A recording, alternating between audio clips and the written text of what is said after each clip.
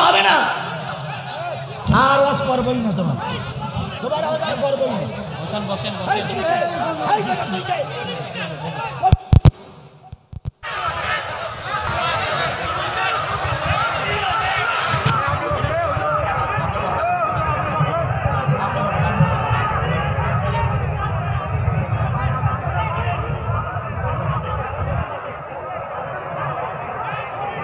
আমি আর ওয়াজই করবো না, দেখতে কি ওয়াজ করে, আমি ওয়াজই করবো না।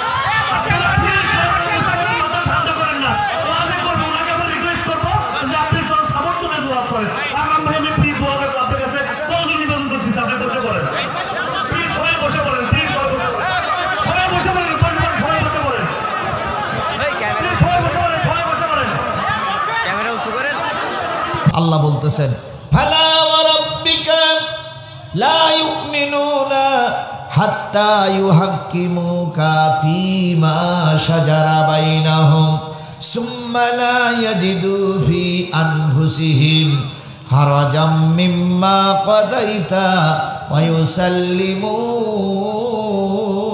তাসলিমা।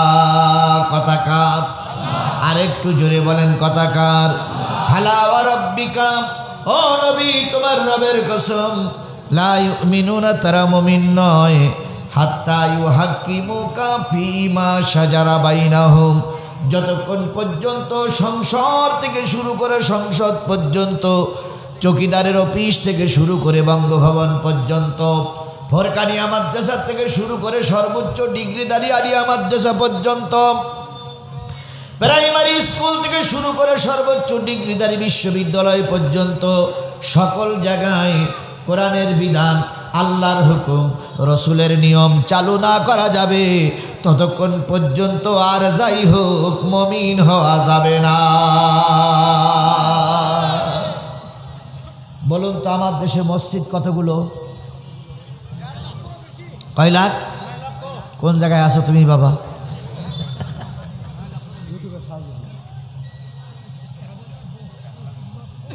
ইউটিউবে সার্চ দিলে 1.5 লক্ষ পাওয়া যাবে না, 6 লক্ষের উপরে মসজিদ। এরশাদ সাহেবের সময় ছিল 5 লাখ, তারপরে আর কত সরকার গেল না, তাহলে মসজিদ বেড়েছে না কমেছে? 6 লক্ষের উপরে মসজিদ। 6 লক্ষ মসজিদে মাগরিবের আজানের পরে সালাত আদায় করা হয়েছে না হয়নি? হয়েছে না? 2 জন থাক, 5 জন থাক, 10 জন থাক, 20 জন থাক, 50 জন থাক, নামাজ পড়েছে না পড়েনি? তাহলে 6 লক্ষ মসজিদ। যেই দেশের মানুষ কোরআনের আওয়াজ শুনে, কোরআনের রস শুনতে শুনতে ঘুম পড়ে, যেই দেশের মানুষ 6 লক্ষ মসজিদের আজান শুনে ঘুম থেকে জেগে ওঠে, ওই দেশের মুসলমান আমরা বুকে হাত দিয়ে বলুন তো, কোরআন দিয়ে কি আমাদের দেশ চলে?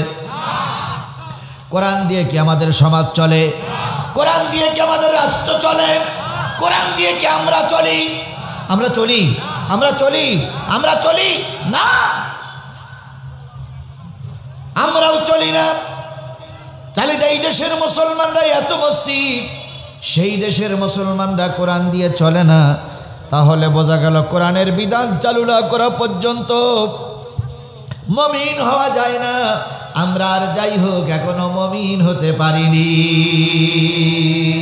এবার আপনাদের কাছে জিজ্ঞেস করি, বলুন তো দুটো একটা জায়গায় কি কোরআনের নিয়ম চালু নাই? যে সেই দুটো একটা জায়গার নাম বলেন। হ্যাঁ ঠিক আছে, এই একটা পাওয়া গেছে লোক, মাশাআল্লাহ মাশাআল্লাহ মাশাআল্লাহ, ধন্যবাদ। হ্যাঁ মুখস্থ, এনার মুখস্থ আছে। জি ইয়েস ইয়েস ইয়েস, মাশাআল্লাহ। আমার ভক্ত একটা পাওয়া গেছে বলে মনে হয়। জি, যে হ্যাঁ সবাই যে জিনিসটা বোঝাতে চাচ্ছিলাম সেটা হলো দুটো একটা মসজিদ, দুটো একটা নিয়ম আমাদের দেশে চালু ছিল না তা নয়, দুটো একটা চালু আছে। তবে সবচেয়ে বেশি চালু থাকার দরকার ছিল মসজিদে। কিন্তু মসজিদে কি কোরআনের আইন চালু আছে? আছে? দেখবেন মসজিদগুলোর সব সভাপতিগুলো হয় সুদখোর। হুজুর সুদের বিরুদ্ধে ওয়াজ করলেই হুজুরের চাকরি কি শেষ। সেক্রেটারি হয় ঘুষখোর, ঘুষের বিরুদ্ধে ওয়াজ করলেই হুজুরের চাকরি শেষ। একটু লম্বা কেরাত পড়লি কমিটির কাছে কৈফিয়ত দেওয়া লাগে, হুজুর এত লম্বা কেরাত পড়লেন কেন? আবার যদি ছোট কেরাত পড়ার পরে সভাপতি যদি জামাত ধরতে না পারে, পরবর্তী ওক্তে বলে হুজুর একটু খেয়াল করতে হয়, আমরাও তো নামাজি। তাহলে লম্বা কেরাত পড়লে হুজুরের দোষ, ছোট কেরাত পড়লে হুজুরের দোষ। তাহলে মসজিদগুলো কিছু শয়তানেরা দখল করে রেখেছে, কথা বলেন ঠিক না ঠিক? এবার মাদ্রাসা হলো কোরআনের ঘর, যেখান থেকে কোরআন শিক্ষা দেওয়া হবে। এখন হয়তো নাই, বিগত 15.5 বছর দেখেছি মাদ্রাসার হুজুরদের পরে বড় বড় শয়তানেরা বসে থাকতো, চেয়ারে বসে আছে হুজুর, আর হুজুরের পরে আছে ফেরাউন আর ফেরাউনের মেয়ে। কি কথা বলেন, কথা বলেন, কথা বলেন। অথচ হুজুরদের মাথার উপরে থাকবে কি? হুজুরদের মাথার উপর থাকবে আল্লাহর কোরআন রাসূলের হাদিস। অথচ সেই হুজুরদের মাথার পরে থাকতো বড় বড় মৌসালা নেতারা। আর কথা বললি হুজুরের চাকরি কি? তাহলে মাদ্রাসায় কোরআন নাই, মসজিদেও ফুলফিল কোরআন নাই। তবে এই ভাইজেরা বলছিল দুই একটা জায়গায় কোরআন আছে এখনো, সেটা হলো ফারাইজি সম্পত্তি, এক ছেলে সমান কয় মেয়ে, এটাও তো কাহালুদ্দিকে এখনো চালু আছে নাকি? তারপরেও কিছু লোক চেষ্টা করতেছে এটা যেন বাংলাদেশে না থাকে, চালু করে। হ্যাঁ হ্যাঁ বাপ, হ্যাঁ সে এক বাপ আছে যে যাওয়ার আগে সব ছেলেদের নামে লিখে দিয়ে যায়, মেয়েরা পাবে অর্ধেক, তারপরও বাপ যাওয়ার আগে সব ছেলেদের নামে লিখে দিয়ে যায়।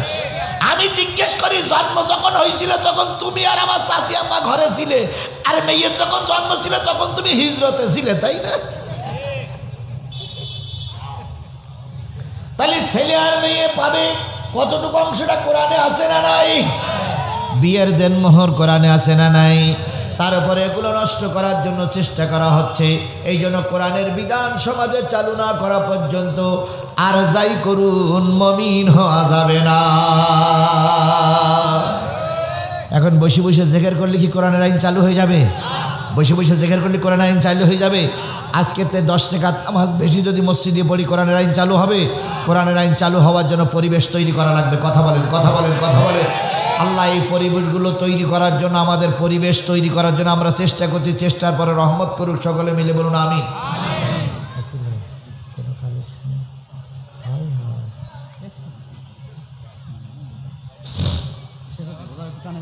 ও ভাই, আপনারা এখনো দাঁড়াই আছেন কেন? হায় হায় হায় হায়, ভিতরে আসে। পথে বসেন না, পথে বসলে লোক আসবে কি করে? এই পাশে জায়গা আছে। শোনা ভাই, যুবক ভাই আমার, তোমাদের জন্য আমি ছুটোছুটি করে বেড়াচ্ছি। যুবক ভাইরা আমার, তোমরাই আগামী দিনের ভবিষ্যৎ। তোমাদের পরে ইসলাম রেখে যাবো আমরাই। আল্লামা সাইদি নাই, একদিন আজিজুল ইসলাম জিহাদু থাকবে না, তোমরাই থাকবা ভাই। তোমরা চলে এসো ভাই, তোমরা আমার সোনার মানিক কলিজার টুকরা, চলে এসো। ওখানে দাঁড়াই থেকে না যুবক, ওখানে দাঁড়াই থেকে না, এসো মানিক, এসো ভিতরে এসো। তোমাদের জন্য আমি ছোটাছুটি করছি, অনেক কষ্ট করে এখানে এসে এসো সোনা মানিকরা। এই তো কথা শোনে, বাহ এরা খুব ভদ্র ছেলে। আসো ভাই, আসো আসো, ভিতরে আসো, আল্লাহ কবুল করে। এই পাশে আসো তো, তোমাদের নিয়ে একটু আসো, এই পাশে আসো। মাশাআল্লাহ, যে ছেলেরা কথা শোনে ওই ছেলেদের পরে আল্লাহ রহমত করবে, আল্লাহ ওদের পরে রহমত করুক। আল্লাহু আকবার, সবাই মিলে বলেন আমিন। আমার বন্ধুগণ, যে আয়াতটা আপনাদের সামনে তেলাওয়াত করলাম, ওই আয়াতটা যখন নাজিল হলো, আল্লাহর নবী তখন মদিনার প্রেসিডেন্ট। সুবহানাল্লাহ বলবেন না? নবী মদিনার প্রেসিডেন্ট, কাজটা কি ঠিক? আরো জোরে বলেন, কাজটা কি ঠিক? কি করে ঠিক? একজন নবী মানুষ প্রেসিডেন্ট হবে কেন? নবী মানুষ মসজিদ নিয়ে পড়ে থাকবে, নবী মানুষ জিকির আজকার করবে, মুরিদ তৈরি করবে। রাজনীতি করাটা নবীদের জন্য শোভনীয়।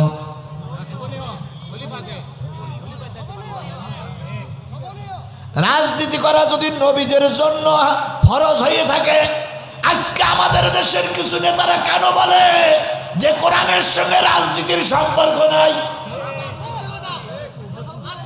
বলতেছে না, বলতেছে না, বলেন।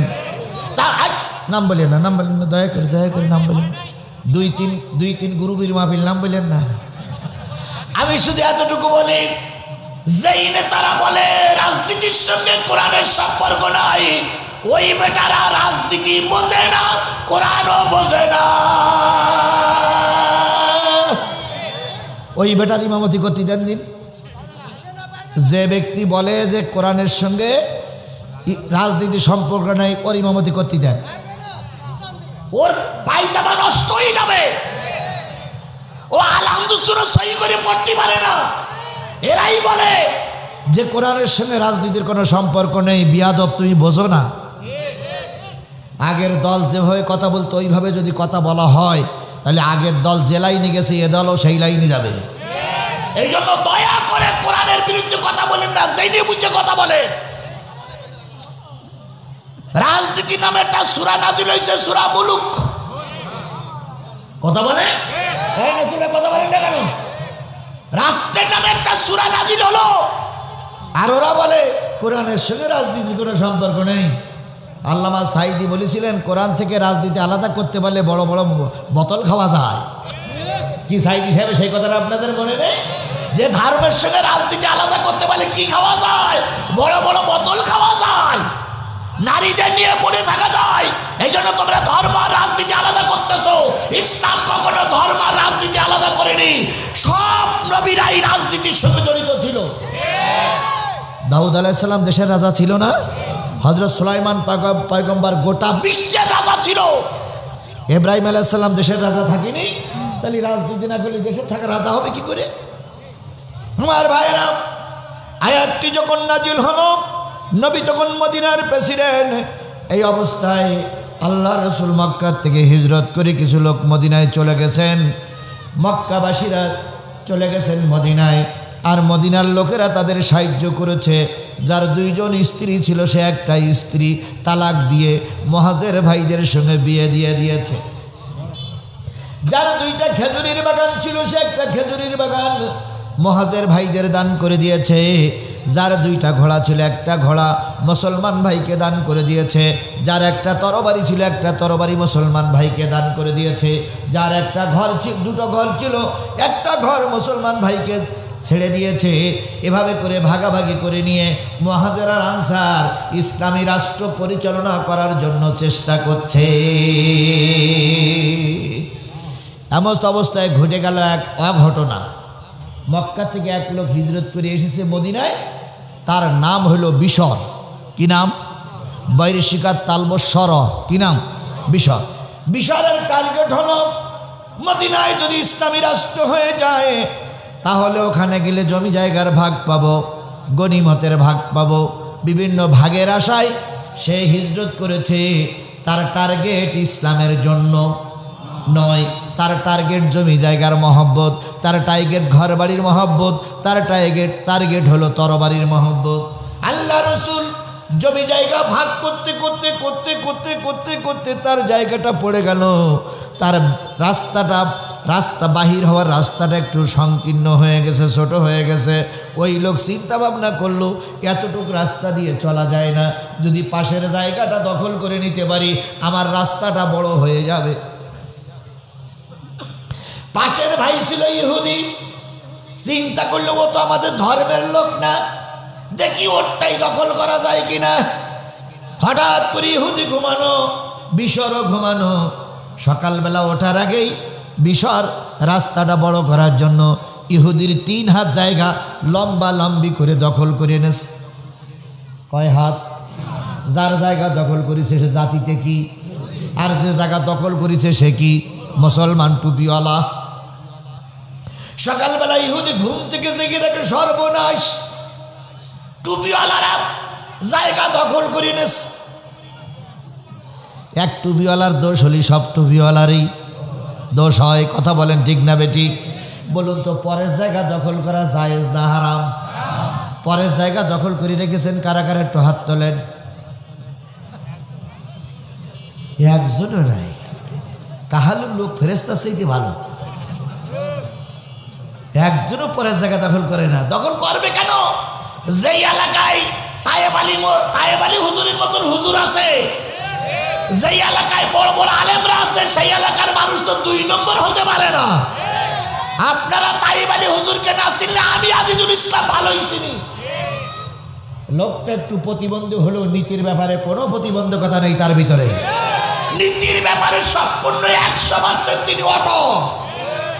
সুতরাং যেই এলাকায় এরকম বড় বড় আলেম থাকে সেই এলাকার মানুষ দুর্নীতিবাজ হতে, আমার ভাইয়েরা আস্তে আমার আবার ওখানে এসে ভিড় জমাচ্ছে। সোনামানিক, আমার সেই সেই সেই সেই সেই চট্টগ্রামের পীর সাহেবের নিয়ে আসবো। হ্যাঁ, নতুন নতুন বোঝে না, মুরব্বী মুরব্বী কে কি জানে মোস্তাক ফয়েদি সাহেব, জি এসব এসব হয়ে গেছে। আমি তাদের লোক বসাতে পারি, সবাই চলে যায়, তো ওয়াজ করি কখন? আমার ভাইয়েরা, যে জিনিসটা বোঝাতে চাচ্ছিলাম, ইহুদি ঘুম থেকে জেগে বলতো, ভাই তুমি না নবীর দলের লোক, তুমি না টুপিওয়ালা, তুমি না 5 ওয়াক্ত নামাজি, তো ইয়ে কামটা করলে কেন? মুসলমান কি কাম?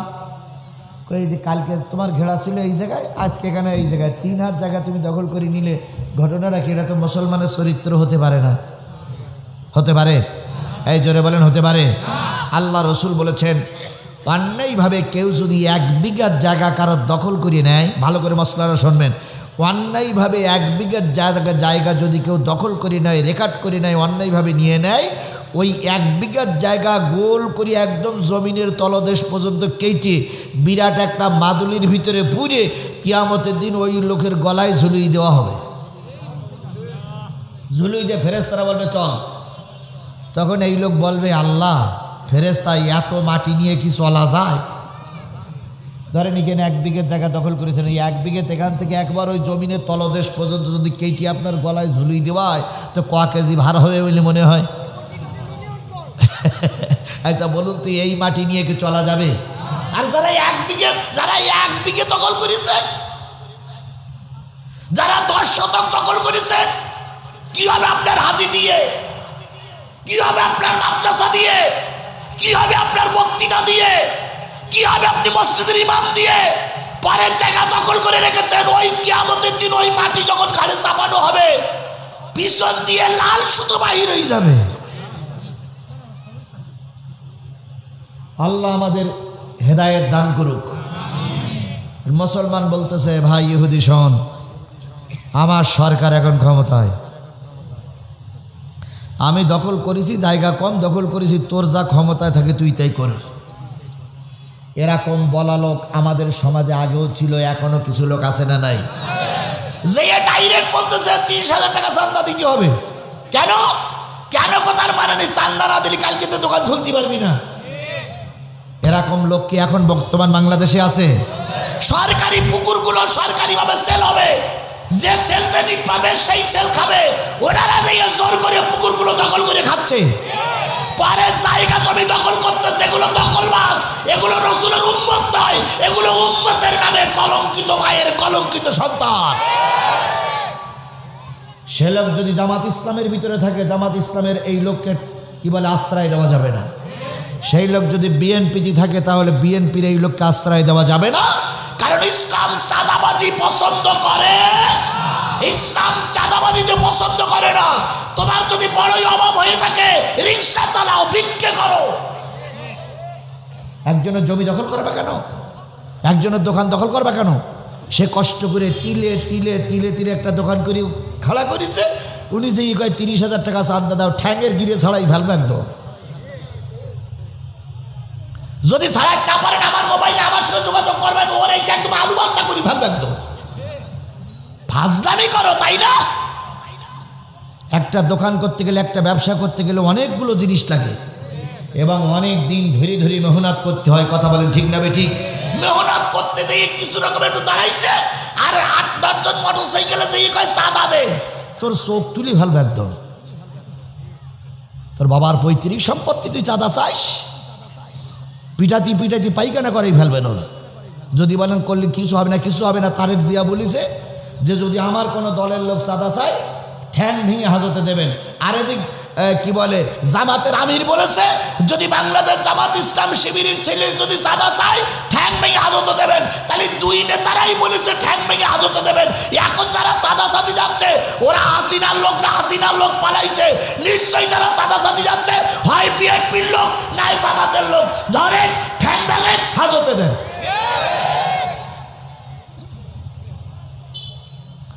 চাঁদাবাজিরা কিন্তু আমার নামে বদদোয়া করবে বলো।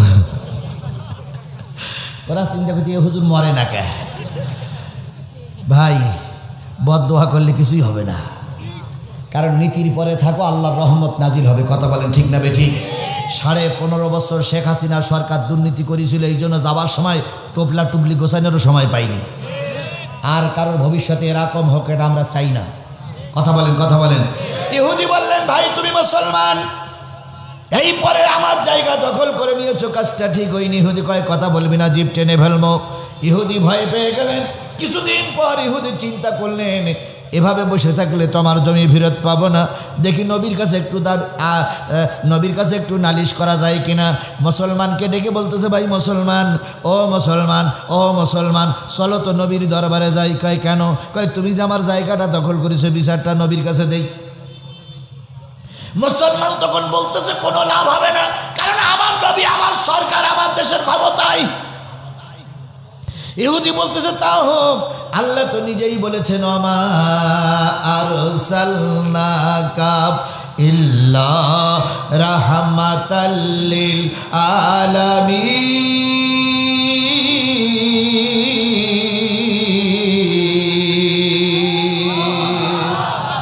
ওগো নবী আমি আপনাকে প্রেরণ করেছি গোটা পৃথিবীর কুল কায়নাতের সকলের জন্য রহমত করে। মুসলমানদের জন্য রহমত তা আল্লাহ বলেন নাই, ইহুদিদের জন্য রহমত তা আল্লাহ বলেন নাই, খ্রিস্টানের জন্য রহমত তা আল্লাহ বলেন নাই। আল্লাহ বলেছেন গোটা পৃথিবীর জন্য রহমত। সেখানে মুসলমানরা গেলে শান্তি পাবে, ইহুদিরা গেলে শান্তি পাবে, খ্রিস্টানরা গেলে শান্তি পাবে, যে কোনো একজন লোক গেলে নবীর কাছে শান্তি পাবে। চলো না নবীর দরবারে যাই। অগত্য মুসলমান ইহুদির সঙ্গে করে নিয়ে নবীর দরবারে গেছে। নবীর দরবারে যাওয়ার পরে দুইজনের বক্তব্য নবী শুনলেন। নবীজি বেরিয়ে মিসকে হাসি দিয়ে বলতেছেন মুসলমান টুপিওয়ালা ভাই জমিটা ইহুদির ফেরত দাও, জমিটা ইহুদির।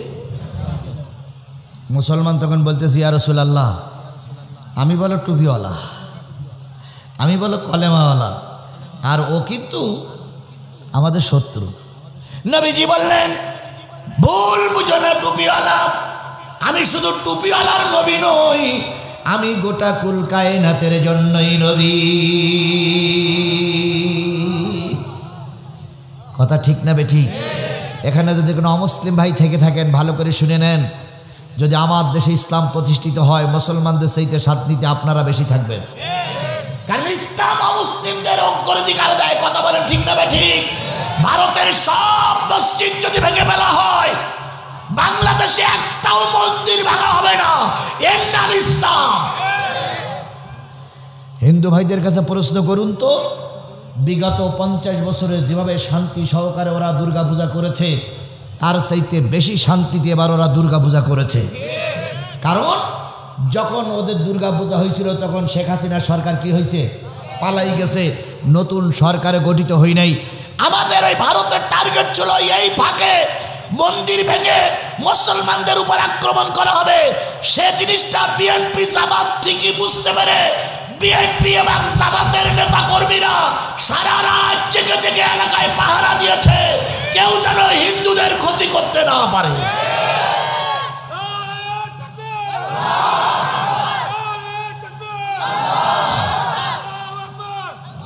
আমার ভাইরা, কোন মুসলিম যদি আমার আওয়াজ শুনে থাকেন তাহলে কাগজে লিখে রাখেন, যদি ইসলাম সরকার গঠন হয় সবচেয়ে বেশি নিরাপত্তায় থাকবেন আপনারা।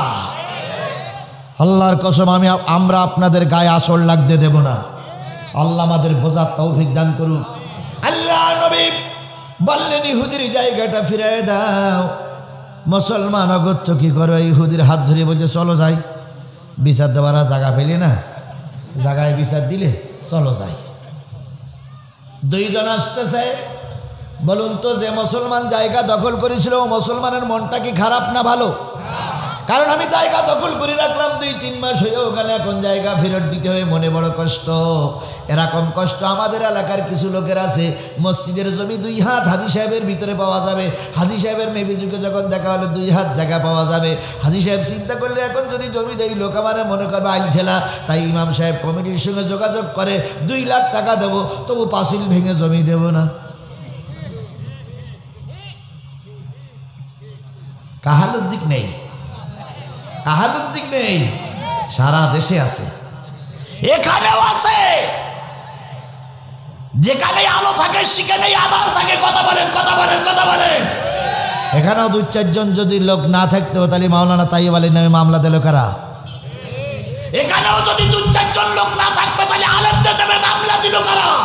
এখানেও যদি 2-4 জন লোক না থাকবে তাহলে দিনের ভোট রাতে করলো কোন ফেরেশতারা? দিনের ভোট রাতে হয়নি, দিনের ভোট রাতে হয়নি। এইবার দিনের ভোট রাতে করে এমপি হয়ে বড় এক মঞ্চ তৈরি করে মঞ্চে দাঁড়িয়ে কয়, ভাইরা আমার, বোনেরা আমার, এবারের মতন সুষ্ঠু নির্বাচন জাতি আর কখনো দেখিনি। এবার ভোট পড়েছে 100%।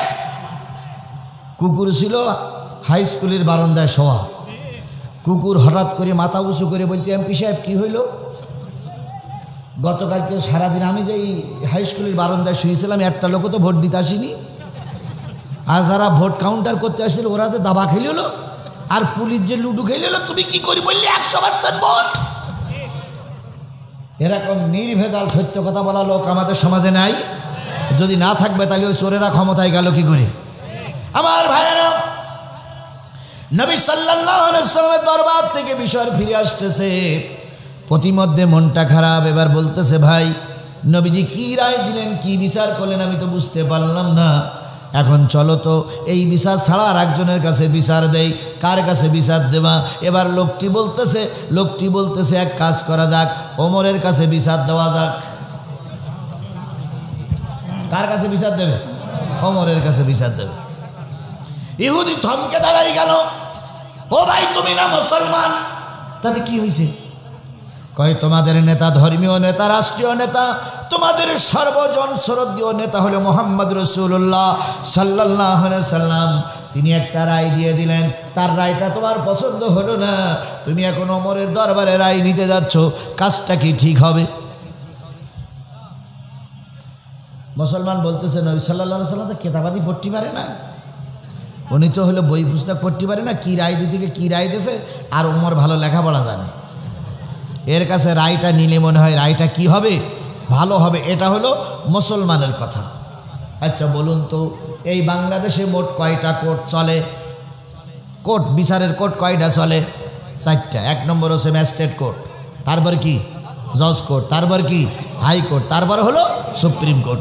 ম্যাজিস্ট্রেট কোর্টের রায় হয়ে যাওয়ার পরে যদি আপিল করতে হয় কোন কোর্টে? জজ কোর্টে। জজ কোর্টে যদি মামলা খারিজ করে দেয় তাহলে আপিল করতে হয় কোন কোর্টে? হাইকোর্টে। হাইকোর্টে যদি মামলা খারিজ করে দেয় তাহলে আপিল করতে হয় কোন কোর্টে? সুপ্রিম কোর্টে। সুপ্রিম কোর্টের মামলা খারিজ হয়ে গেলে আর কোনো জায়গায় আপিল করার জায়গা থাকে না। তাহলে তাই যদি হয়, আমার নবী হলো সুপ্রিম কোর্ট, আর ওমর কোন কোর্ট? Magistrate court. ওমর হলো ম্যাজিস্ট্রেট কোর্ট, আর আমার নবী কোন কোর্ট? তাহলে সুপ্রিম কোর্টের রায় হয়ে গেছে, এখন আর ম্যাজিস্ট্রেট কোর্টে আপিল করার সুযোগ নাই। তারপরে লোকটার কথা শুনে বাধ্য ইহুদি ভাই বলল, চলো তোমাদের দেশে বসবাস করি, তোমরা যেটাই বলবে সেটাই তোমার মেনে নিতে হবে, ছাড়া তো এ দেশে বসবাস করা যাবে না। দুইজন চলে গেলেন ওমরের বাড়ি, ওমরকে ডেকে বের করে এনে দুইজনের বক্তব্য পেশ করলেন। এবার ওমর কি রায় দেবেন আল্লাহ ভালো জানে। ইহুদি দাঁড়াই বললেন, ভাই উনি কিন্তু আপনাদের দলীয় লোক, উনি কিন্তু মুসলমান, আর আমি কিন্তু ইহুদি, আমার জায়গা দখল করার ব্যাপার নিয়ে যে ক্যাসাল হয়েছে, এই ক্যাসালের রায় নেওয়ার জন্য নবীর দরবার থেকে আমরা দুইজন কিন্তু আসতেছি। নবী কিন্তু একটা রায় দিয়েই দিয়েছে, কিন্তু মুসলমান ভাইয়ের সেই রায় পছন্দ হলো না, তাই নতুন করে রায় চাচ্ছে। রায় দেওয়ার আগে হিসাব কিতাব করে রায় দিও, নবীর বিরুদ্ধে রায়টা গিলে কিন্তু আসমানের মালিক তোমারে ক্ষমা করবে না। ইহুদি অমুসলিম, তবু তার বিশ্বাস আছে নবীজির পরে, আর মুসলমান টুপিওয়ালা ধর্মের পরে কোরআনের পরে বিশ্বাস নাই, এরকম টুপিওয়ালা বুঝিয়ে এলাকায় নাই। যারা আছে তারা ওই গেটে দাঁড়াই আছে।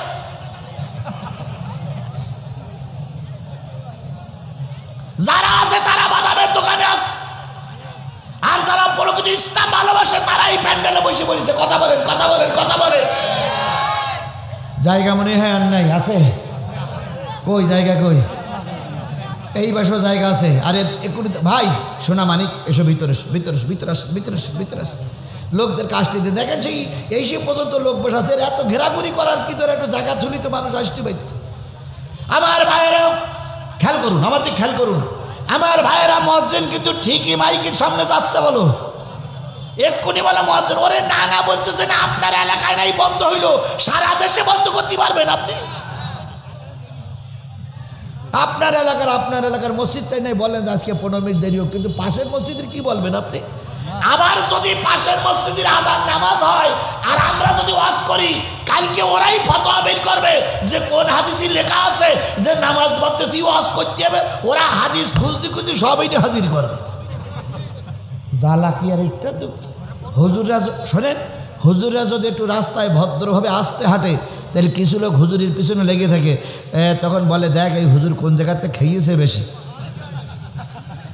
এই জন্য হাঁটতে পারতেছে না। আবার যদি জোহরের নামাজের পর হুজুর যদি জোরে হাঁটে, কিছু লোক কয় দেখ কোন জায়গায় দাওয়াত পাইছে, যাচ্ছে এক্সপ্রেসের মতো। হুজুর যদি একটু ওয়াজ ভালো করে, কিছু লোক ওই দূরের থেকে উকি মেরে কয়, আরে বাপ রে বাপ, দেখ শুরু করিস, আজান হচ্ছে। মহিলা প্যান্ডেলে জায়গা হচ্ছে না, তাহলে কি করবো, মহাজালা। পুরুষ প্যান্ডেলেও তো জায়গা হচ্ছে না। আল্লাহু আকবার। আমি খুশি হতাম, কর্তৃপক্ষ খুশি হতো, আপনারাও খুশি হতে পারতেন যদি আজকের আমি ফুল টাইমটা দিতে পারতাম। কিন্তু দুঃখ, আমার মনে বড় কষ্ট যে যখনই মাহফিলটা ঠিক পরিবেশ তৈরি হবে, তখন আমাকে এখান থেকে চলে যেতে হবে। ও ভাই শোনেন, আমি বলি, আমাকে এখান থেকে আরেকটা মাহফিল আছে, সেই মাহফিলটা আমার আগে ধরা। নাসির ভাই এবং দ্বিতীয় বক্তা যিনি ছিলেন, তিনি অনুরোধ করে আমাকে সময় চাইছিলেন। আমি নাসির ভাইকে বলেছিলাম, ভাই আমার কিন্তু সময় নেই, তাই বলেছিলাম না, বলেছিলাম সময় নেই। উনি আমাকে বললেন, হুজুর আধা ঘন্টা সময় দিতে পারবেন না? তাই বললাম, ভাই আধা ঘন্টার সময় দিলে কিন্তু এলাকার লোক, আমি যখন চলে যাব তখন আপনাকে ধরবে যে কোন বক্তা নেসলে, কতটুকু কাজ করলো, আমার আক্ষেপ মিটল না, বক্তা চলে গেল, এ বক্তাকে লোভ বেশি। তখন উনি বললেন যে হুজুর বলবেন, আমি এটা ম্যানেজ করে নেব। তারপর আমি বললাম, তাহলে মাগরিবের পরে তো এসা পর্যন্ত। গতকালকে যখন নাসির ভাইয়ের সঙ্গে কথা হয়, পরশুদিন যখন কথা হয়, তখন আমি বললাম, ভাই আমার টাইম ঠিক আছে তো? উনি বললেন যে হ্যাঁ হুজুর, মাগরিব থেকে এশার আজান পর্যন্ত, এশার আজান দিলে আপনি চলে যাবেন। তাহলে আমি তো বললি কই আপনাদের দাওয়াত নিয়েছি, এখন যদি আপনারা আমি চলে যাওয়ার পরে গালাগালি দেন, চলে যাওয়ার পরে যদি তিরস্কার করেন, আর যদি এখন যদি আপনাদের বাড়ি আইসি বলি আমার যদি পায়ে দড়ি দিয়ে ভেঙে রাখেন, তাহলে এটা কি সব হবে না গোনা হবে? আপনাদের দায়িত্ব ছেড়ে দিলাম। আমার ভাইয়েরা, আল্লাহ নবী সাল্লাল্লাহু আলাইহি সাল্লামের বিচার পছন্দ হলো না মুসলমানের, তাই কার দরবারে বিচার দেশ? ওমরের দরবারে বিচার দেশ। ওমর রায় দেওয়ার আগে ইহুদি যখন বক্তব্যটা পেশ করলেন তখনই হযরত ওমর বললেন, দাঁড়াও দাঁড়াও দাঁড়াও, রায় আজকে দেব। এখানে দুইজন বসো। দুইজন বসে থাকলেন। বসে থাকার পর দুইজন বসে থাকার পর ওমর ঘরের ভিতরে ঢুকলেন। ঘরের ভিতরে ঢোকার পর এবার খেয়াল করলেন, ঘরের ভিতরে ঢুকে ওমর একটা তরবারি নিলেন। তরবারি নিয়ে সেই তরবারিটা দুইজনের সামনে আলগা করে এবার বললেন, মাথা নিচু করে বসো, তোমাদের জন্য নিশ্চয়ই আজকে একটা সুন্দর রায় অপেক্ষা করতেছে। এবার হযরত ওমর রাদিয়াল্লাহু তাআলা আনহু মুসলমান টুপিওয়ালার গদ্দানের পরে বিরাট জোরে একটা কোপ দিলেন, আঘাত করলেন। কাল্লা আলাদা হয়ে গেল, দুই দিক দুটো বডি পড়ে থাকলো, দুইটা বডি নড়তেছে। এবার সমস্ত মদিনায় সংবাদ পৌঁছে গেল, ওমর একজন মুসলমানকে হত্যা করেছে। নবী ছুটে আসলেন, আয় ওমর, কাজটা করলে কি? একজন মুসলমানকে তুমি হত্যা করলে, এটা তো হতে পারে না। ওমর যখন ইতস্তত করতেছিলেন সেই সময় আল্লাহ পাক এই আয়াতটা নাজিল করে দিয়ে বললেন, ফালা ওয়া রাব্বিকা লা ইউমিনুনা হাত্তা ইউহাক্কিমুকা ফীমা শাজারা বাইনাহুম। ওগো নবী, তোমার রবের কসম, তারা মুমিন হতে পারে না যতক্ষণ পর্যন্ত তারা আল্লাহর বিধান, নবীর বিধান, কোরআনের বিধান এই সমাজে চালু করতে না পারবে। আপনার এই নিয়ম, আপনার এই নীতি, আপনার বিচার, আপনার ফয়সালা, আপনার রায় যে মুসলমান মেনে নিতে পারেনি, ও মুসলমান টুপিওয়ালা হতে পারে, দাড়িওয়ালা হতে পারে, পাগড়িওয়ালা হতে পারে, কিন্তু ওই মুসলমান আমার কাছে মুসলমান না, ও মুসলমান নামধারী মুনাফিক। এই মুসলমান নামধারী মুনাফিক আমাদের সমাজে আছে না নাই? আপনারা কি তাদের অন্তর্ভুক্ত না ঈমানদারদের অন্তর্ভুক্ত? আরও জোরে বলেন, কাদের অন্তর্ভুক্ত? তাহলে সেই নবীর নামে দুরূদ আর সালাম দিয়ে আজকের তাফসীরের আয়াত তেলাওয়াত করেছি, সেদিকে যাব একটু অল্প সময়। এই জন্য নবীজির নামে দুরূদ আর সালাম সাল্লাল্লাহু আলাইহি ওয়াসাল্লাম। বন্ধুগণ, আসার সাথে সাথে নাসির ভাই বলেছে, হুজুর কোরআন দিয়ে আলোচনা হোক। আমি আপনাদের সামনে সূরা জুমারের 71, 72 দুইটা আয়াত তেলাওয়াত করেছি। তেলাওয়াতকৃত আয়াতের পরে কথা হয়তো বলা সম্ভব হবে না, চলে যেতে হবে। তারপরেও বলি, আয়াতের পরে ভিত্তি করে আপনাদের এখানে আজান হবে 6-7টায়। আমি যদি 7:30 পর্যন্ত কথা বলি, সামান্য কতটুকু সময় আছে আমার হাতে দেখেন তো? এই 25টা মিনিট সময়কে এখানে বসে থাকা যাবে? জোরে বলেন যাবে? ও ভাই, আপনারাও নামাজ আদায় করবেন, আমরাও নামাজ পড়বো না? তাহলে এখানে আজানের পরে, ওয়াজের পরে আজান হবে, নামাজ হবে। বিগত আমরা 6টায় মনে হয় 15 মিনিটে শুরু করেছিলাম, এখন বাজে হলো 7টায় কত? 7টায় 5। তাহলে 7টায় 5 যদি হয় 50 মিনিট হয়ে গেছে। আর 20টা মিনিট থাকবেন? কারা কারা থাকবেন একটু হাত তুলে দেখান তো, কারা কারা থাকবেন? জোরে একটা তাকবীর দেন, নারায়ে তাকবীর। আরো জোরে লিল্লাহে তাকবীর। আল কোরআনের আলো, তোমার নেতা আমার নেতা খতনামান। তাহলে 20 মিনিট থাকবেন তো ইনশাল্লাহ? 7:30 নির্ধারিত সময়।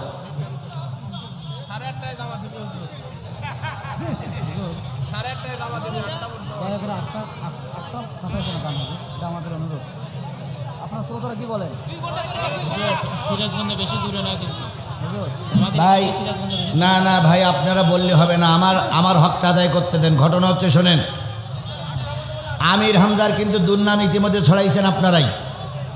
আমির হামজা ওয়াজ করে চলে যাওয়ার পরে আপনারা অনেক দুর্নাম করেছেন,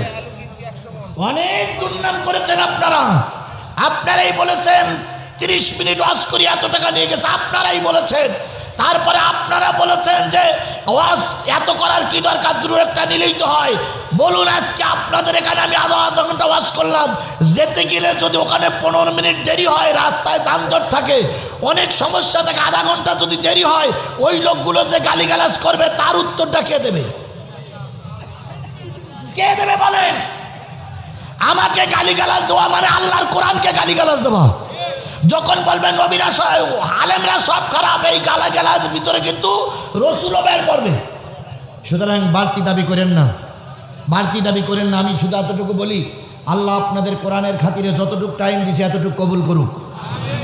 ভাই যদি সময় পান, যদি জায়গা পান তো বসে বলেন, যদি জায়গা না পান তাহলে বসে বলার দরকার নেই, দাঁড়াই দাঁড়াই শোনেন। প্রয়োজনে এইখান থেকে একটা খুলে দেন তো।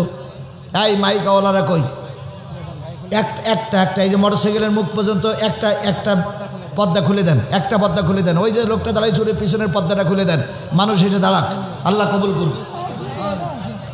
একটু জিকির করেন সুবহানাল্লাহ আলহামদুলিল্লাহ লা ইলাহা, আরো জোরে সুবহানাল্লাহ আলহামদুলিল্লাহ লা ইলাহা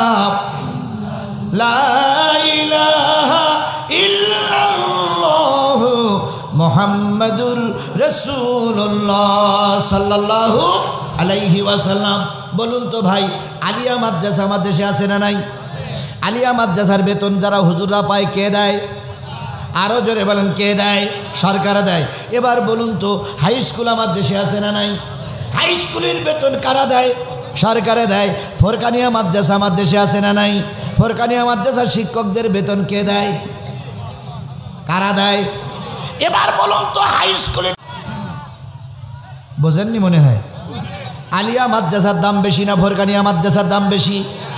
না, ফোরকানিয়া মাদ্রাসার দাম বেশি। কারণ যদি ফোরকানিয়া মাদ্রাসা বন্ধ হয়ে যায়, আলিয়া মাদ্রাসা বন্ধ হয়ে যাবে। কারণ ফোরকানিয়া মাদ্রাসায় ছাত্রদের কোরআন শেখানো হয়, এরপরে তারা আলিয়া মাদ্রাসায় ভর্তি হয়ে যায়। এই জন্য প্রাইমারি স্কুল বন্ধ হলে যেমন হাই স্কুল বন্ধ হবে, ফোরকানিয়া মাদ্রাসা বন্ধ হলে মাদ্রাসা বন্ধ হবে। কি আমার কথাকে আপনারা বুঝতে পেরেছেন? আমার কথাকে আপনারা বুঝতে পেরেছেন?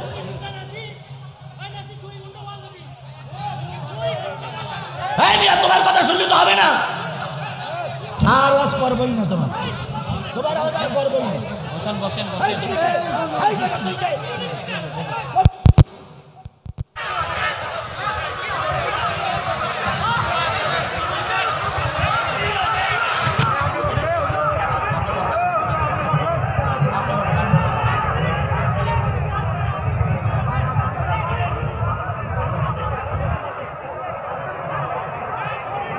আমি আর আজই করবো না, দেখতে কি বলে করে আমি আজই করবো না।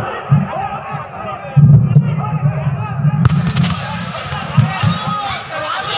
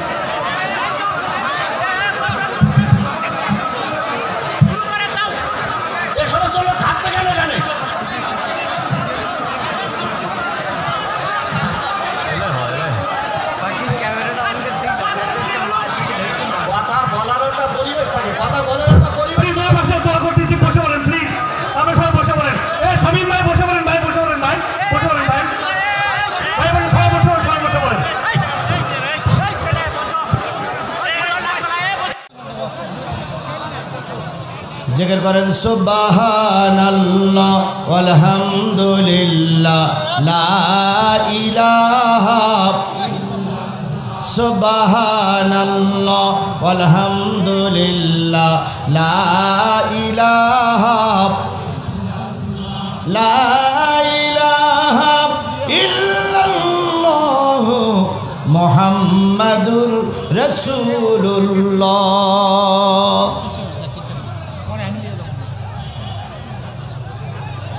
এই মাহফিলটাই ভেঙে দেওয়ার একটাই লোকে। যদি আপনাদের কোনো অনুরোধ থাকে সেটা ভদ্রভাবে বলা যায়। আমি তো 7 আজান পর্যন্ত আমার দায়িত্ব, আমি তো আরো আধা ঘন্টা নিজে বাড়াই নিছি।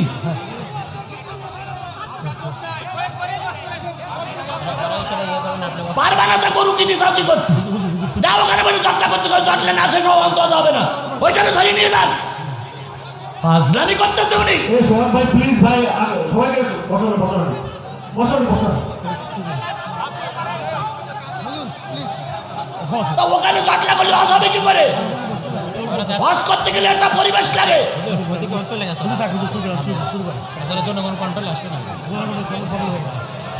আমি তো সব কিছু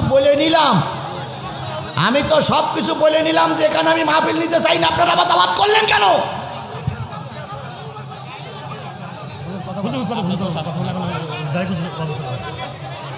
এরপরেও যদি আপনাদের অনুরোধ থাকে, এখানে নাসির ভাই আছে, সেই লোকই সর্বস্ব। সে লোক যদি বলে হুজুর একটুখানি দয়া করে 10টা মিনিট, সেটা আলাদা ব্যাপার। আপনি ওখান থেকে হাত পা ঘরের বউ নাকি বিয়াদবের বাচ্চা বিয়াদব।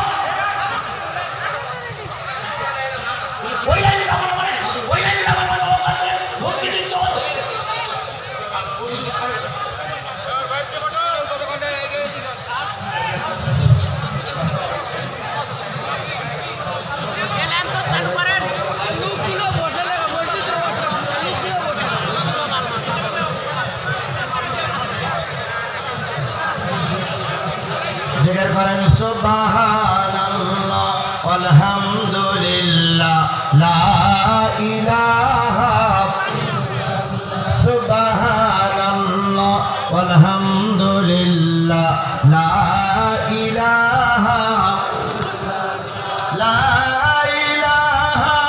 ইল্লাল্লাহ মুহাম্মাদুর রাসূলুল্লাহ। সবাই মিলে বলুন সাল্লাল্লাহু আলাইহি ওয়াসাল্লাম। বন্ধুগণ, আমি আপনাদের সামনে তেলাওয়াত করেছিলাম সূরা জুমারের কয়টা আয়াত? জোরে বলেন কয়টা আয়াত? 2টা আয়াত। 2টা আয়াতের পরে ভিত্তি করেই মূলত আমি আলোচনা করতে চেয়েছি, করার জন্য বসেছি। ভাই যেটা হয়ে গেছে ওরা হয়ে গেছে, আপনারা বসুন, এ পাশে আসুন, ওই পাশে আসুন। দেখেন সে এসে পর্যন্ত কত চেষ্টা করতেছি, এরপরে যদি মানুষের বিবেক না থাকে তাহলে আমি কি করতে পারি? বিবেক মানুষের যদি বিক্রি হয়ে যায়, এরা মানুষ তুমি জানোয়ার। কারণ আমি তো দেখেন এসে পর্যন্ত সেই লোক বসাচ্ছি, এসে পর্যন্ত আপনাদের জন্যই টার্গেট নিছি। এখন যাচ্ছিলাম মাদ্রাসার একটু কালেকশন করতে, এই কালেকশনের মূলে বাধা দিলেন জেনে ওনার কাছ থেকে কালকে 1 লাখ টাকা নেবেন। আমি তো কালেকশনের দিকেই যাচ্ছিলাম, যে কালেকশন একটা পরিবেশ করলাম, এই কালেকশনের যে বাধা দিয়েছে এই মাদ্রাসার ওই শত্রু। তা না হলে কালেকশনটার পরে উনি কথাটা বলতে পারতেন।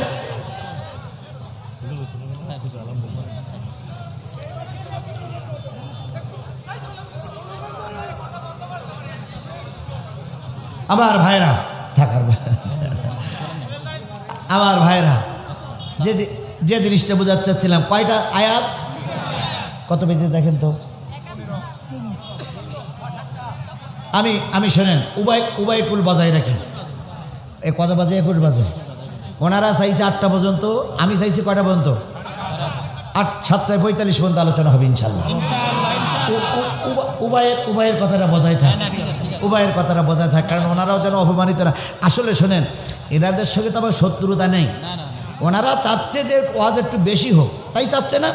কিন্তু সেইটা যদি আপনারা চান তাহলে বক্তাকে সেইভাবে দাওয়াত করতে হবে। বক্তাকে বলতে হতো হুজুর ফুল টাইম দেন, তাহলে ফুল টাইম দিলে আমি যখন দেবো তখন আপনারা নেবেন, তখন আপনারা 2 ঘন্টা কেন 2.5 ঘন্টা আলোচনা শুনবেন। কিন্তু মাস টাইমে বক্তা দাওয়াত করে তারা যদি ধরে রাখেন তাহলে সে তো অপমানিত হবে। সে তো লাঞ্ছিত হবে, সে তো বঞ্চিত হবে, সে তো জাতির কাছে সে একটা দুর্নাম কুড়াবে। আপনি আমার দাওয়াত করলেন কেন? আমি তো বাজারে ঢেলা পিটাচ্ছি না, আমার দাওয়াত করেন, দাওয়াত করেন, দাওয়াত করেন। আপনি দাওয়াত করে এখন যদি গরুর মতন বেঁধে রাখেন, কিয়ামতের দিন আপনিও আদালতে আখেরাতে আপনার ওটা লাগবে।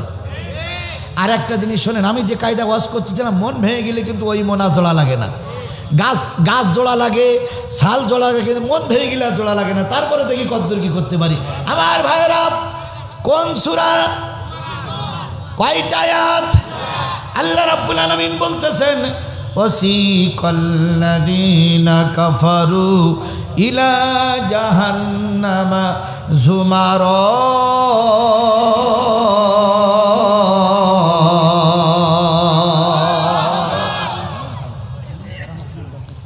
সেদিনের কথা মনে করো, যেদিন একদল অস্বীকারী কাফেরদেরকে জাহান্নামের দিকে হাঁকাই নিয়ে যাবে। কারা?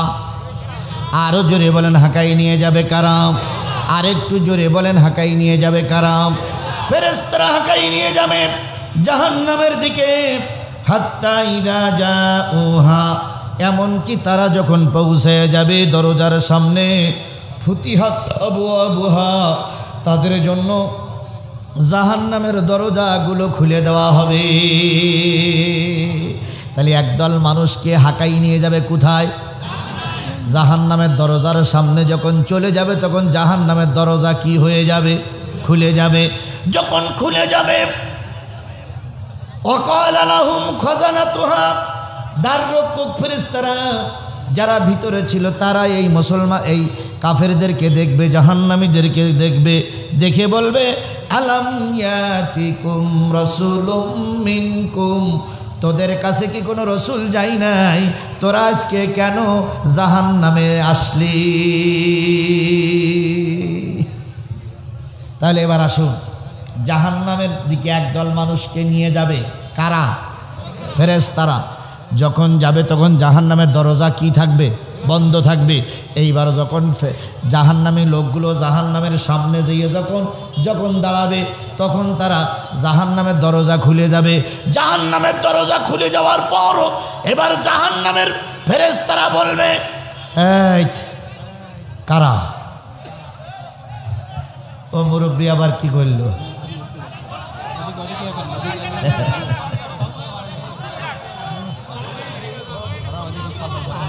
আচ্ছা,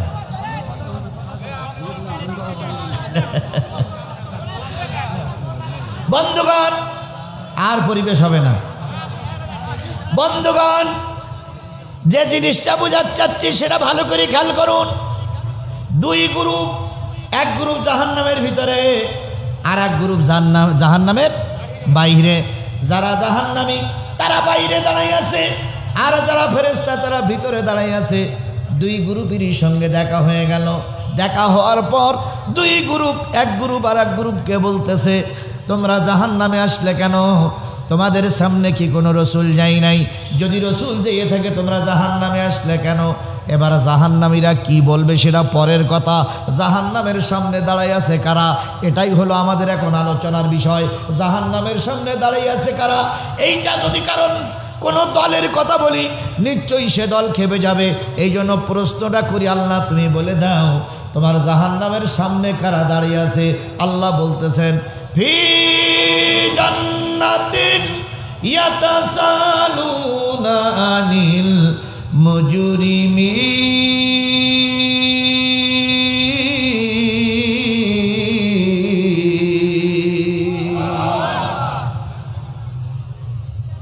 জান্নাতের সামনে যারা, জাহান্নামের সামনে যারা দাঁড়িয়ে আছে তারা কারা? এ কথা বলার সঙ্গে সঙ্গে আল্লাহ উত্তর দিচ্ছে, জান্নাতের সামনে যারা দাঁড়িয়ে আছে ফেরেশতারা বলল, তারা কারা? তোরা কারা? ওরা এবার গ্রুপটা দাঁড়িয়ে আছে 4 লাইনে। 4 লাইনের গ্রুপে প্রথম লাইন থেকে উত্তর আসলো, ক্বালু লাম নাকু মিনাল মুসাল্লিন। আমরা যারা জাহান্নামের প্রথম সারিতে দাঁড়াই আছি তারা সব বেনামাজি। আমরা মুসল্লি ছিলাম না, তার মানে আমরা 5 ওয়াক্ত সালাত আদায় করতাম না। তাহলে 5 ওয়াক্ত সালাত যারা আদায় করে না তারা যাবে কোথায়? আরো জোরে বলেন। এটা কি আজিজুল ইসলাম জিহাদির কথা? এটা কি কোনো মৌলভী সাহেবের ফতোয়া? এটা কি বিএনপির কোনো ফতোয়া? এটা কি বাংলাদেশ জামাত ইসলামের ফতোয়া? ফতোয়াটা কার? আরো জোরে বলেন কার? তাহলে যারা নামাজ পড়বে না, সালাত আদায় করবে না, তারা যাবে কোথায়? এ কথা কি স্পষ্ট করে বলার সুযোগ আমার আছে? কারণ কথাটা কার? সূরা মুদ্দাসসির 41, 42, 43, 44, 45 5টা আয়াতে আল্লাহ রাব্বুল আলামিন বললেন, যারা জাহান্নামে যাবে তারা সর্বপ্রথম যারা জাহান্নামের লাইনে দাঁড়ায় আছে তারা হলো সব মুসাল্লি ছিল না, তার মানে তারা সব বেনামাজি। তাহলে বেনামাজি লোক যদি জাহান্নামে যায়, আজকে মাদ্রাসা কমিটির সদস্য আজকে মাহফিল শুনতে এসেছেন, নামাজ পড়েন না, আল্লাহর ভাষায় আপনি জাহান্নামী। কার ভাষায়? আরো জোরে বলেন কার ভাষায়?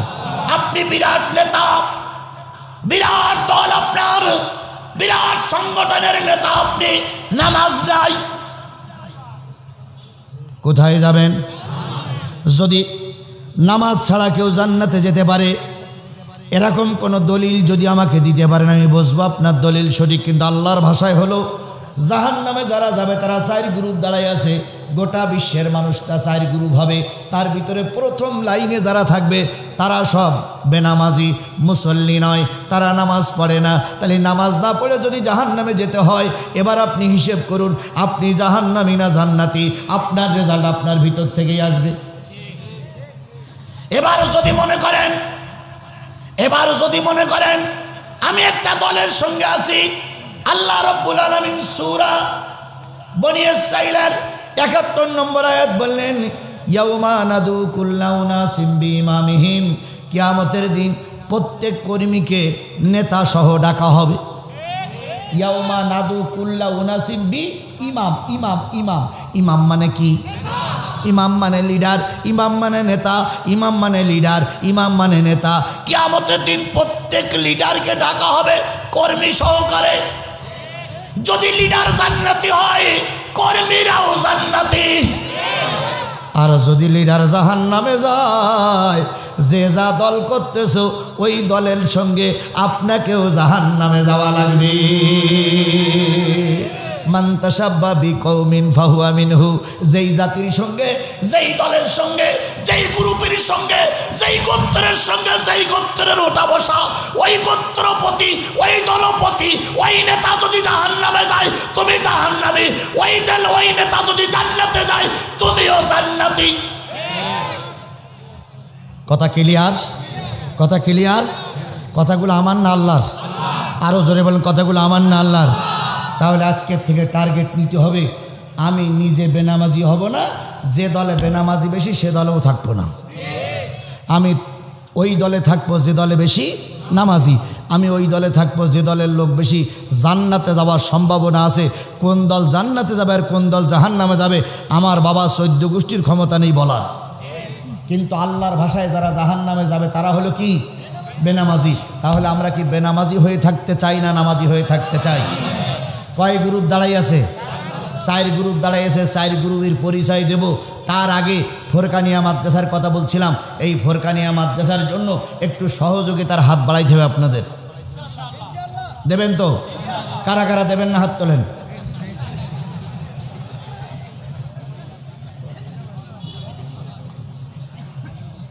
তাহলে সবাই দিতে রাজি আছি না? আচ্ছা, আমি আগেই বলেছি যে ফোরকানিয়া মাদ্রাসা বন্ধ হলে কি মাদ্রাসা বন্ধ হবে? আলিয়া শুধু বন্ধ হবে না, ফোরকানিয়া মাদ্রাসা বন্ধ হলে কওমি মাদ্রাসাও বন্ধ হবে। কারণ ফোরকানিয়া মাদ্রাসা হলো হাঁটি হাঁটি পা পা। এই হাঁটি হাঁটি পা পা যদি প্রতিষ্ঠানটা বন্ধ হয়ে যায় তাহলে কওমি মাদ্রাসাগুলো কি হয়ে যাবে? বন্ধ হয়ে যাবে। বলুন তো, যদি প্রাইমারি স্কুল বন্ধ হয়, কোন স্কুল বন্ধ হবে? হাই স্কুল বন্ধ হবে। তাহলে আমরা প্রাইমারি স্কুল চালু রাখলে হাই স্কুল এমনি চালু থাকবে, বিশ্ববিদ্যালয়ে কি হবে? চালু হবে। তাই এই ফোরকানিয়া মাদ্রাসাটা চালু করার জন্য, চালু রাখার জন্য যার যা পকেটে টাকা আছে, 10 টাকা, 20 টাকা, 50, 100, 200, 500, 1000, 2000, 5000, 10000, 20000, 50000, যে যা পারেন দেবেন। সেই সঙ্গে আমরাও শরীক থাকবো ইনশাল্লাহ। নেতারা মঞ্চে এসেছেন, কথা বললে হবে না, পরিচয়টা একটু বলবেন। ও মোশাররফ ভাই সালাম দিয়েছে। জি যে মোশাররফ ভাই আমার কিন্তু খুবই আপন লোক, অন্তত আপনারা যতটুকু আমাকে ভালোবাসেন তার চেয়ে মোশাররফ ভাই আমাকে বেশি ভালোবাসে। প্রমাণ না হয় এখন ফোন দিয়ে দেখেন যে জিহাদি ভাইয়ের সঙ্গে আপনার সম্পর্কটা কি। আমার মাধ্যমে মোশাররফ ভাই আপনাদের সালাম দিছে, প্রতিনিধি আসছে। আমি চাচ্ছিলাম যে মোশাররফ ভাই আজকে আসুন, কেন? উনি যদি আসতেন, উনি সব জায়গায় 10,000 করে টাকা দিচ্ছে দাম। আমি সেদিন নন্দীগ্রামে এক মাহফিলে ছিলাম, 10,000 টাকা দিল। তার হ্যাঁ ছিলেন না আপনারা? তারপরে আর এক কোন মাদ্রাসা ছিলাম, সেখানেও 10,000 টাকা দিছে। আর আমার সঙ্গে সম্পর্ক কতটুকু ভালো ভাইরা জানে। আজকে যদি আসতাম ফোরকানিয়া মাদ্রাসার জন্য অন্তত 20,000 টাকা দাবি করতাম, কিন্তু উনি নাই। প্রতিনিধির কাছে কি দেশে জানি না, তবে কিছু না দিয়ে পারেননি, এটা আমার বিশ্বাস যে উনি কিছু না দিয়ে প্রতিনিধি পাঠান নাই। এখন ওনারা যা দেয় দেখ, আমরা একটু পকেটে হাত দেই, কেউ মাহরুম করবে না। আমিও হাত দিচ্ছি, সবাই হাত দেন তো পকেটে, সবাই হাত দেন, দেন সবাই হাত দেন, দেন সবাই হাত দেন তাড়াতাড়ি, সময় কিন্তু খুবই কম, তাড়াতাড়ি হাত দেন। জি জি, এখন এখন ছেলেরা দাঁড়া দাঁড়া দাঁড়া দাঁড়া দাঁড়া দাঁড়া। এবার কারা কারা বের করেছেন তারা একটু হাত বের করেন তো। আমরা 3 জন দেবো আর আপনারা হাত গোটো করে রাখবেন, তা তো হয় না। 2 টাকা নেই,